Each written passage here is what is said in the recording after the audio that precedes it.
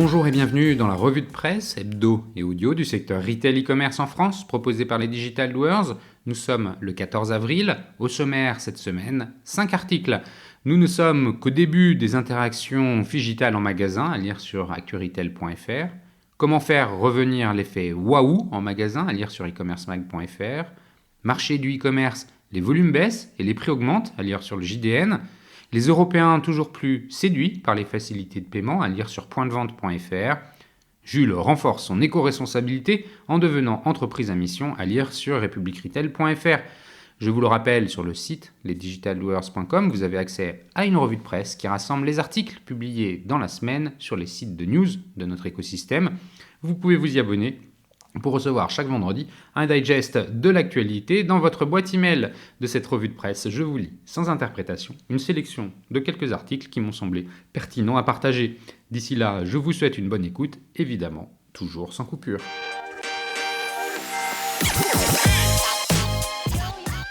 Nous ne sommes qu'au début des interactions digitales en magasin. Interview de Jonathan Roten à lire sur acturetail.fr en date du 11 avril.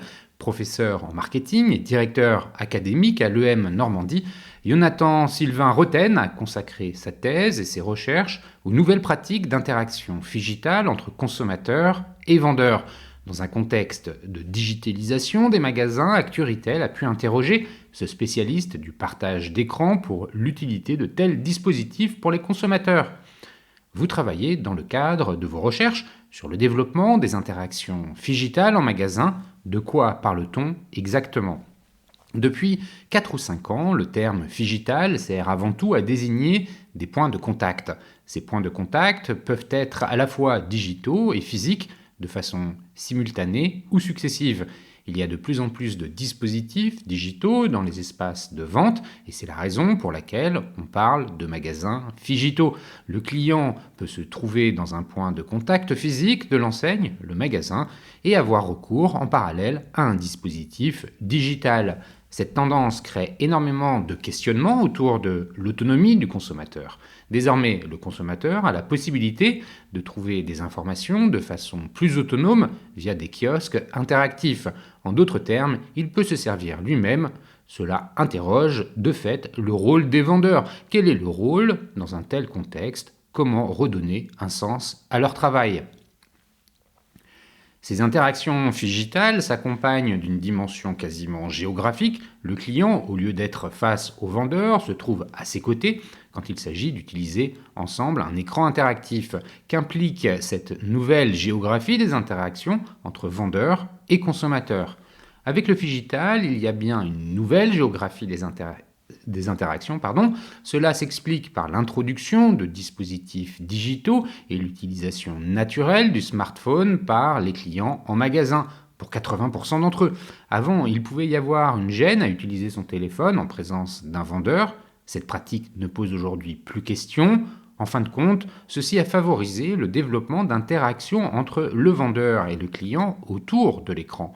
Et ces interactions sont généralement côte à côte et non face à face. Cela crée davantage de proximité, d'autant plus quand l'écran est petit. C'est à double tranchant. Cette proximité peut bien susciter une gêne sociale et aussi qu'un rapprochement. Ce type d'interaction peut rappeler des situations où l'on fait du shopping avec sa famille ou ses amis autour d'un écran pour choisir un produit. Par exemple, c'est un phénomène qui s'observe à domicile, que l'on appelle le co-shopping ou le shopping en commun. On peut citer le cas d'un adolescent accompagné de ses parents pour acheter un produit depuis son ordinateur. Les interactions digitales que l'on a avec un vendeur peuvent faire écho à ces expériences de consommation vécues en famille ou avec ses amis. Le client, quelque part, se sent à égalité avec le vendeur. Pourquoi avoir souhaité, dans votre parcours universitaire, investiguer ce champ des interactions digitales ? Je crois que le digital introduit énormément de nouveaux concepts. À chaque fois que le digital progresse, il induit un changement de rôle en magasin ou une révolution qu'il faut intégrer. L'écran est aujourd'hui omniprésent dans nos interactions sociales. Le smartphone est systématiquement présent dans notre poche et nous sommes régulièrement amenés à y avoir recours. C'est très intéressant d'un point de vue sociologique car l'interaction devient d'une certaine manière triangulaire. L'interaction n'est plus seulement face à face, il y a de nouvelles postures, des angles à étudier. Se regarde-t-on encore dans les yeux? À quel point cela impacte-t-il l'interaction? Cet impact peut avoir lieu à 3 niveaux de l'intersection. Au niveau utilitaire, le figital nous aide-t-il réellement à faire nos choix? On peut en effet se demander si l'écran partagé avec un conseiller nous permet de conduire nos achats de façon plus efficace. C'est l'image du tuteur, un vendeur aidé d'un écran, est-il en mesure de mieux nous montrer afin de guider nos choix? Au niveau expérientiel et ludique, il s'agit de s'interroger sur la capacité du figital à nous faire découvrir de nouvelles choses.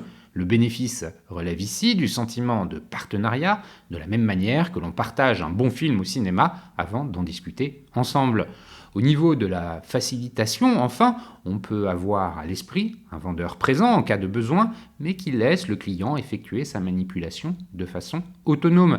Les vendeurs dans les Apple Store illustrent bien ce rôle dans l'interaction digitale. Tous ces niveaux, toutes ces postures, tuteurs, partenaires, faciliteurs, se retrouvent dans les sciences de l'éducation qui sont les pionnières dans ce domaine. Les premiers écrans à avoir été utilisés de façon partagée l'ont été dans les écoles. Il n'y avait généralement pas suffisamment d'ordinateurs. Les élèves se retrouvaient donc dans une salle dédiée et se rassemblaient par groupe de 2 ou 3 autour d'un seul et unique poste. Des chercheurs ont alors étudié les interactions qui en découlaient, que ce soit entre élèves, côte à côte, ou avec une intervention du professeur sur le mode d'un tuteur ou d'un facilitateur plus en retrait. Ces interactions, quelles qu'elles soient, doivent avant tout respecter les besoins de l'utilisateur, par nature différents d'un individu et d'une situation à l'autre. C'est toute la difficulté que représente le figital pour les marques, à savoir comprendre de quel accompagnement humain le consommateur a réellement besoin quand il utilise en magasin les dispositifs digitaux à sa disposition. Quels sont les consommateurs les plus à même d'utiliser une interaction digitale dans leur parcours d'achat? Avez-vous identifié des profils types? Il y a différents types d'interactions digitales. Certaines peuvent être très courtes, d'autres beaucoup plus en profondeur. C'est le cas chez Ikea où vous co-créez des meubles ou votre propre cuisine. La proportion d'un consommateur à avoir recours au digital dépend de l'étape de décision dans laquelle il se trouve. Si vous êtes en amont de cette décision, il est possible que vous ne cherchiez qu'à faire de premières recherches ou à manipuler un produit de façon autonome.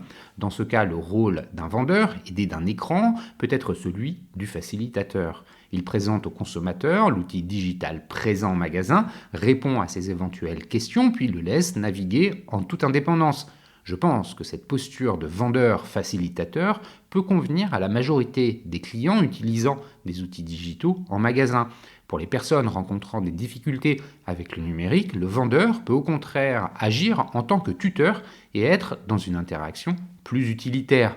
N'oublions pas que l'écran, par nature, ajoute un élément visuel dans l'interaction que nous sommes susceptibles d'avoir avec un vendeur.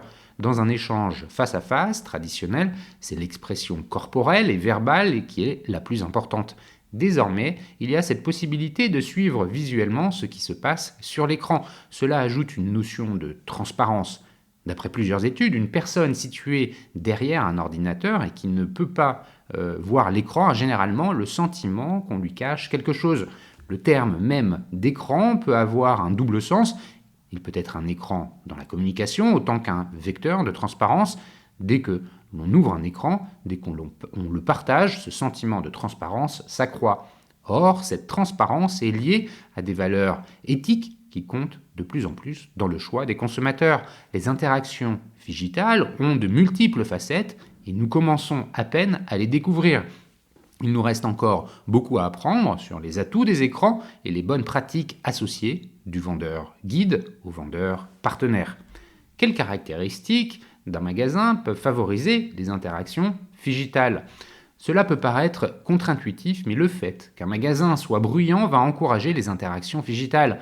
Quand il y a du bruit extérieur ou de la foule, la présence d'un écran facilite la compréhension du vendeur par le consommateur. Cognitivement, c'est beaucoup plus confortable de voir ce qui se passe sur un écran dans cette situation. Ensuite, il faut avoir en tête que le digital peut être utilitaire, à l'instar des caisses automatiques, aussi bien qu'à buts sociaux socio-hédonique. C'est le cas des cabines d'essayage virtuelles ou des écrans disponibles chez Sephora qui permettent de voir ce que donnerait tel ou tel maquillage. Mais mettre trop d'écrans dans un magasin sans que leur utilité ou leur bénéfice en termes d'expérience client ne soit avéré est clairement contre-productif. Au contraire, trop d'écrans tue l'écran. Quand il y en a trop, ils sont désertés. Je pense que l'intérêt de l'interaction digitale, c'est l'accompagnement, en d'autres termes, retrouver de l'humain et du social. Il faut remédier à la digitalisation à outrance de certains magasins. Les interactions digitales peuvent être un atout au service d'un moment de convivialité, mais cela dépend des circonstances et de la capacité des enseignes à capter des situations et les besoins de leurs clients. Avez-vous le sentiment que nous ne sommes qu'au début de la digitalisation de nos magasins ? Comme tout nouveau phénomène, il s'est développé certaines fois à l'extrême et maintenant recherche son juste milieu en introduisant aussi de l'humain dans le digital. L'enjeu pour les magasins sera de proposer des dispositifs et des applications qui vont apporter un bénéfice utilitaire ou socio-hédonique en matière d'expérience client, des expériences que l'on partagerait sans oublier l'aspect humain. Les éléments superflus de l'hyper-digitalisation des magasins vont peu à peu disparaître. Il y aura peut-être moins d'écrans, mais ceux qui resteront devront pouvoir privilégier l'interaction sociale. Après le Covid, on a constaté que cette interaction avait manqué aux clients et qu'ils avaient envie de revenir en magasin. Même si des habitudes se sont accélérées et forgées autour du digital, il s'agit maintenant de les combiner avec cette volonté de retrouver de la convivialité et du lien social. On peut se demander à quel point cela va impacter la configuration des magasins. De grandes marques réduisent leur surface de vente, comme Decathlon ou Ikea, avec leurs enseignes City, pour être présents au cœur des villes. L'interaction autour de l'écran avec le vendeur permet de montrer au client les caractéristiques d'un produit et de confirmer avec lui qu'il est adapté à ses besoins sans qu'il ne soit physiquement exposé ou en stock dans le magasin. Il est alors invité à le commander seul ou avec le vendeur sur l'écran pour le faire livrer chez lui ou le retirer plus tard en click and collect. La popularisation d'une telle pratique d'achat pourrait amener les retailers à reconsidérer la surface de magasins dont ils ont réellement besoin. Est-ce que le digital va conduire au développement de points de vente dotés de gammes de produits beaucoup plus restreintes à retirer sur place ? C'est possible, un peu à l'image des pop-up. Cela consiste finalement à dissocier le moment de l'achat et celui de l'approvisionnement ou de la consommation. Il y a beaucoup de questionnements intéressants autour de l'imbrication de l'humain et du digital. Je crois que nous ne sommes qu'au début de l'évolution des magasins consécutive à ce phénomène de retour naturel à un certain équilibre.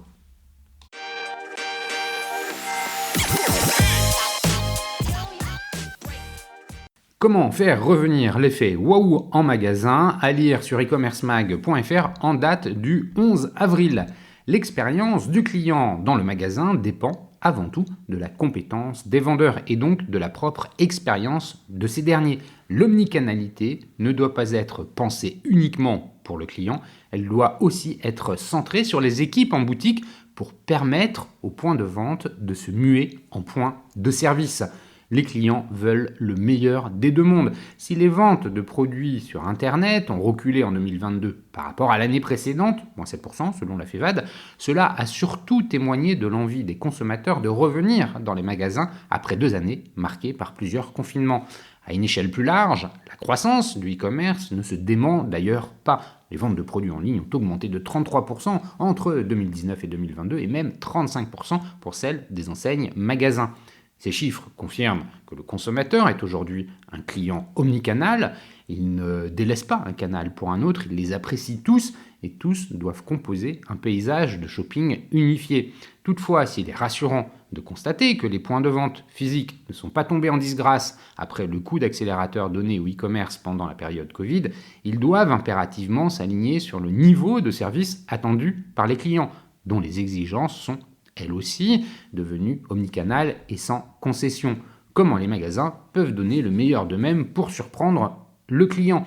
Ce que le magasin peut faire de mieux que le online. Les consommateurs peuvent parfois avoir le sentiment d'être aussi experts que les vendeurs, voire plus, en raison de la richesse d'informations et d'avis disponibles en ligne.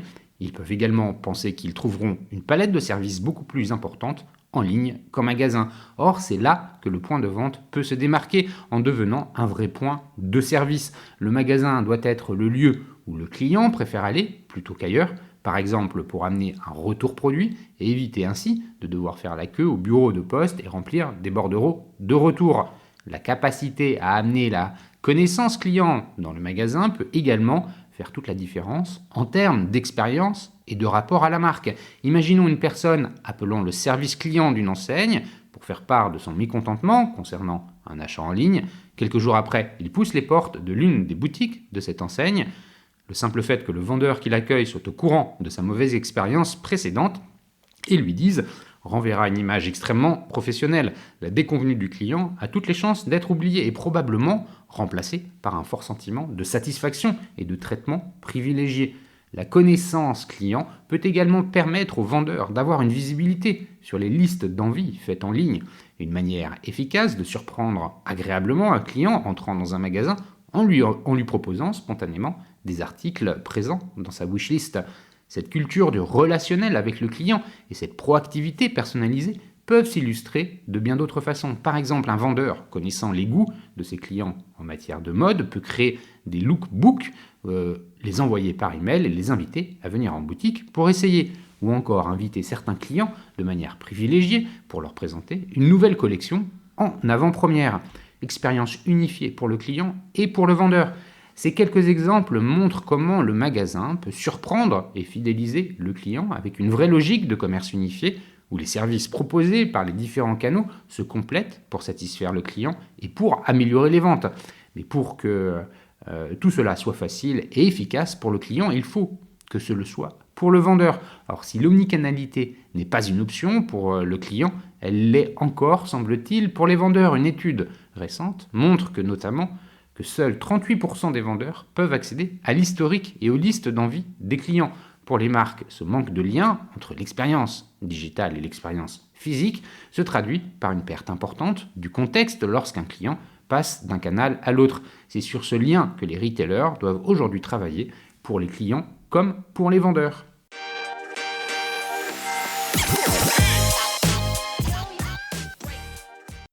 Marché du e-commerce, les volumes baissent et les prix augmentent, à lire sur le JDN en date du 7 avril. Les ventes de produits enregistrent une faible progression en valeur au premier trimestre, d'après le bilan des achats e-commerce de Fox Intelligence. L'électronique grand public accuse le coup. Les achats de produits progressent légèrement au premier trimestre 2023. Fox Intelligence, une entreprise spécialisée dans l'analyse de données d'achat pour les marques, a présenté ce jeudi 6 avril 2023 son bilan des achats e-commerce au premier trimestre 2023. L'entreprise s'appuie sur son panel de 400 000 consommateurs en France dont elle analyse les achats via les factures reçues dans leur boîte mail. Les dépenses liées aux achats en ligne de produits ont augmenté de 6% au premier trimestre 2023 par rapport au premier trimestre 2022. 7 catégories ont été analysées: PGC, high-tech, mode, maison et électroménager, culture et jeux, bricolage et jardin, sport et auto. Les PGC progressent en valeur de 8%, comme le bricolage et le jardin, 20%. L'électronique grand public accuse le coup et enregistre un recul de 7%. Les volumes sont, eux, en baisse de 1% au global. Les ventes de PGC reculent de 3%. La catégorie bricolage et jardin progresse de 17% et la catégorie sport et auto de 15%. En mettant en parallèle l'évolution du prix moyen par article et par catégorie, le high-tech est en recul de 8%. Pour Guillaume Coudry, le Chief Customer Officer de Fox Intelligence, les prix ont baissé dans le high-tech, mais cela n'a pas suffi. Les acheteurs de la catégorie ont réalloué leur budget à d'autres dépenses. Les trois quarts des acheteurs en ligne sont revenus d'après les analyses de Fox Intelligence. 75% des acheteurs en ligne de 2022 ont déjà effectué un achat en ligne au premier trimestre 2023, 24% n'ont pas encore acheté en ligne, 4% sont des nouveaux entrants sur le marché. L'e-commerce recrute de nouveaux clients, souligne Guillaume Coudry. Parmi ces acheteurs, ceux qui achètent des produits de grande consommation sont ceux qui sont le plus revenus. 62% des acheteurs de 2022 sont déjà passés à la caisse au premier trimestre 2023, avec presque un achat par mois. Au global, c'est près d'un achat toutes les 2 semaines qui a été réalisé en ligne au premier trimestre 2023. Où sont partis les clients du quick commerce? Fox Intelligence a cherché à déterminer ce qu'il était advenu des acheteurs du quick commerce. Les achats des clients de GoPuff, Getir, Gorillaz, Flink en 2022 ont été analysés sur 2023. Seuls 28% d'entre eux ont racheté en quick commerce au premier trimestre 2023. 14% n'ont pas racheté de PGC en ligne et 58% ont continué leurs achats de PGC en ligne ailleurs. Ils se sont retrouvés vers d'autres enseignes plus traditionnelles avec du drive ou vers des secteurs comme Deliveroo ou Uber Eats, souligne Guillaume Coudry. Côté mode, le pic des soldes d'hiver en janvier 2023 a été moins fort que celui du Black Friday en novembre 2022. En analysant de plus près les ventes pendant les soldes d'hiver 2023, le premier jour se démarque particulièrement et génère le plus d'achats sur la période. Au premier trimestre 2023, dans la catégorie bricolage et jardin, les enseignes spécialisées tirent leur épingle du jeu et ont gagné des parts de marché sur les enseignes généralistes. Ces enseignes spécialisées enregistrent une part de marché de plus de 42% sur la période, en progression de plus de 5 points, contre 49% de part de marché pour les pure players généralistes, en recul de 5 points. Les femmes achètent plus sur TikTok. TikTok a lancé son shop online au Royaume-Uni en 2022 et pour Guillaume Coudry, de nombreuses marques en France s'intéressent aux ventes sur ce canal au cas où il débarque dans l'Hexagone. Parmi les meilleures ventes au cours des 12 derniers mois, surtout les produits de skincare et du maquillage, mais aussi de calendrier de l'Avent, produits saisonniers de Noël. D'après Fox Intelligence, les acheteurs sont majoritairement des femmes à 61% et la génération Z est surreprésentée avec 60% des acheteurs contre 29% de la génération Y. Les femmes s'intéressent à la beauté pour 29% d'entre elles contre 12% des hommes. Ces derniers privilégient les produits électroniques grand public. Sur le marché de la beauté en ligne, la part de marché de TikTok avait baissé en décembre 2022 à 3% et atteint entre 4 et 5% entre janvier et mars 2023. Les clients qui achètent sur TikTok sont fidèles. Le canal représente 17% de leur budget beauté en moyenne, juste derrière Amazon, 23%.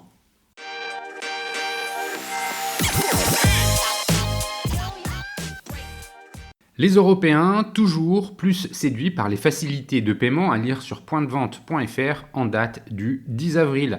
Alors que l'inflation pèse sur le budget des ménages, près de la moitié des Européens ont adopté des facilités de paiement, révèle la deuxième édition de l'étude européenne réalisée par FLOA et l'Institut Kantar. La deuxième édition de l'étude européenne de FLOA et Kantar confirme la place grandissante des facilités de paiement dans les habitudes de consommation des Européens face à la nécessaire maîtrise des budgets dans un contexte d'inflation et à la volonté croissante de consommer des produits de meilleure qualité ou plus durables. Les facilités de paiement se sont imposées comme un nouvel outil de consommation. 43% des Européens déclarent ainsi utiliser des facilités de paiement en plusieurs fois ou paiement différé. Ces services financiers ont fait leur place dans le quotidien des Européens.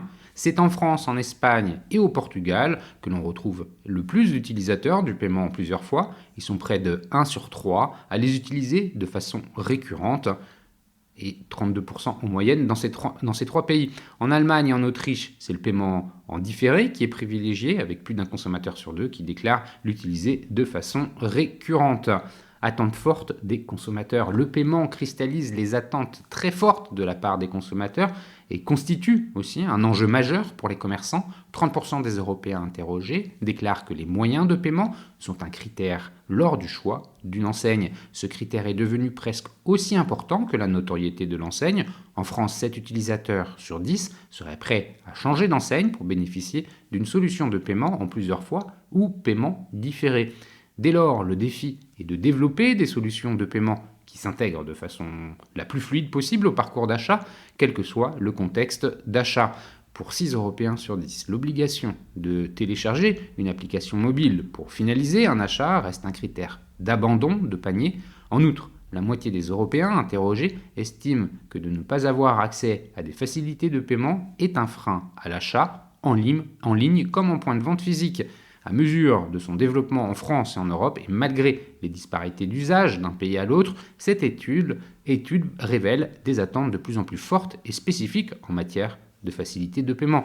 Dans le contexte économique actuel, marqué par une tension sur le budget des ménages et le développement des habitudes d'achat omnicanal, la personnalisation, la flexibilité et la facilité d'utilisation des solutions Floa sont des atouts précieux au service de la consommation, déclare Marc Lanvin, directeur général de Floa.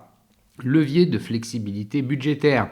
Pour près de la moitié des Européens interrogés, les facilités de paiement sont un moyen de faire face à l'inflation croissante. Ils sont 44% à avoir l'intention d'utiliser ces solutions pour garder la maîtrise de leur budget face à la conjoncture économique. Cette tendance est renforcée dans les pays où le Buy Now, Pay Later est ancré dans les pratiques, notamment en France, en Espagne et en Italie.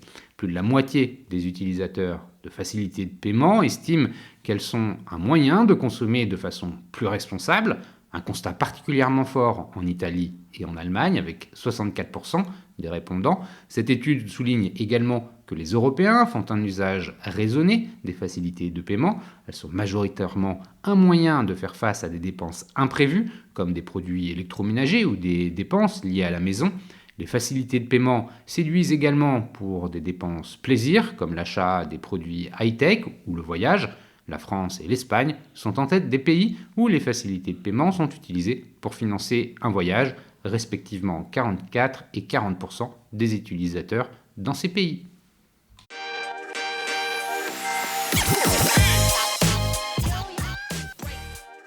Jules renforce son éco-responsabilité en devenant entreprise à mission, à lire sur republiqueretail.fr en date du 13 avril.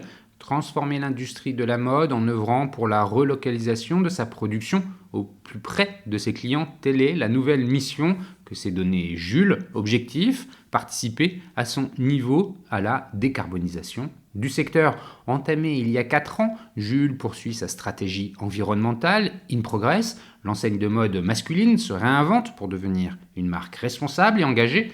Notre ambition est de passer d'une stratégie de volume, d'un produire toujours plus et moins cher, à une production de produits à forte valeur, durable, dans le temps, au plus juste des besoins, explique Franck Pouillon, directeur général de Jules.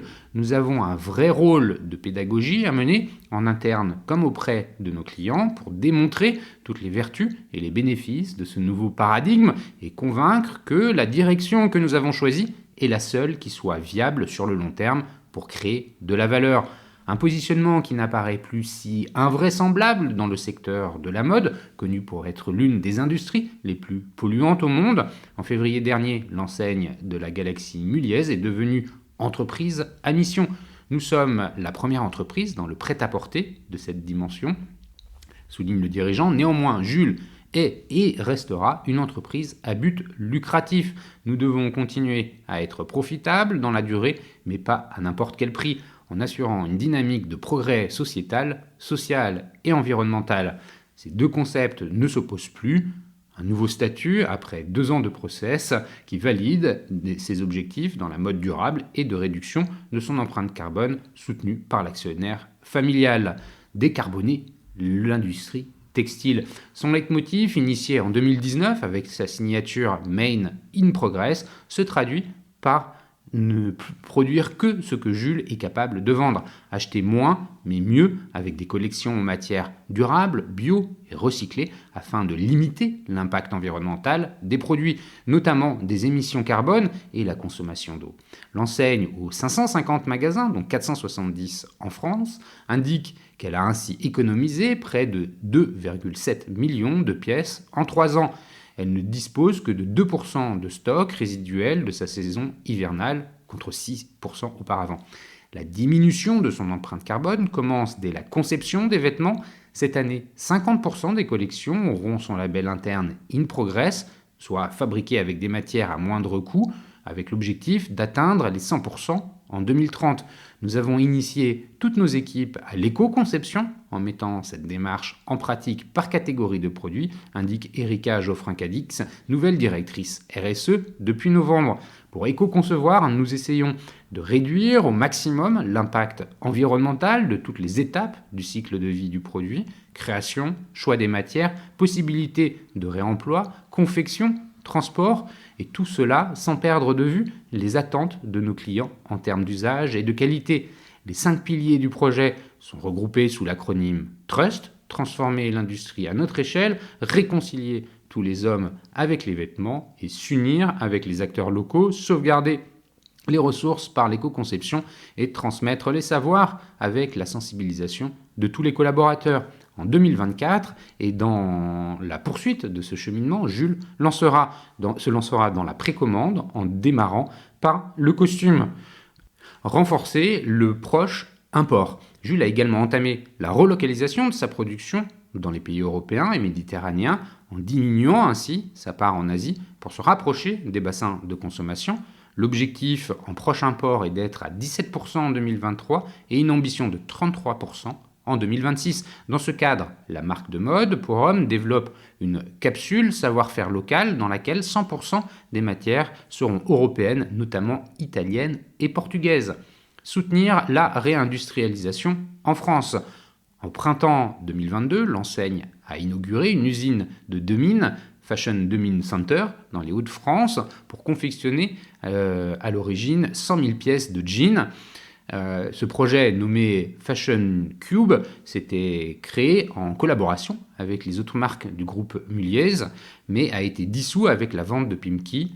L'usine continue néanmoins de produire. La première édition du jean 59, vendu 59,59 €, s'est écoulée à plus de 6 000 exemplaires depuis sa commercialisation fin 2022. Une version 2 sortira en septembre à un prix un peu plus élevé. Nous travaillons actuellement sur une vingtaine de projets Made in France sur l'année 2023 et espérons que 100% de ces produits seront dans nos magasins ces prochains mois, explique Mathéis Grimont-Pont, responsable achat. Ainsi, une collection appelée Le Parfait, en co-création avec sa communauté de clients, Relove, soit un vestiaire urbain comprenant une quarantaine de références, seront en boutique sur l'hiver 2023. Une gamme un peu plus chère en raison d'une qualité renforcée via des tests plus poussés pour rallonger la durée de vie des vêtements et une garantie de 4 ans pour des vêtements, échange possible si le produit est défectueux durant cette période. Au global, Jules espère vendre 100 000 pièces d'ici 2025, un chiffre encore minime puisqu'il ne représentera que 1% de sa production. Démarré en 2021 dans un magasin lillois, l'expérimentation du corner de seconde main Rewear, une collection vintage de streetwear de mine à des prix assez élevés, n'a pas été concluante. Le test a été arrêté. Nous avons essayé et appris, indique la directrice RSE, Erika Geoffrin-Cadix. À présent, nous réfléchissons sur un nouveau projet dans la seconde main. Des performances commerciales affectées par une cyberattaque. En termes de chiffre d'affaires, l'année 2022 n'a pas été tout à fait au rendez-vous. Franck Poyon évoque des ventes estimées à 470 millions d'euros contre 500 millions pour une année normale, affectée par la cyberattaque qui a touché son site internet en septembre et durant plusieurs mois. L'entreprise reste très discrète sur ses conséquences. La part du commerce en ligne a également augmenté autour de 7-8% de son chiffre d'affaires. Le dirigeant n'a pas changé de position en estimant que cela n'est toujours pas une fin en soi pour Jules d'avoir une part web qui grossit, explique Franck Poyon. Nous sommes plutôt dans une logique omni-business en nous dotant d'outils omnicanaux sur l'ensemble du réseau.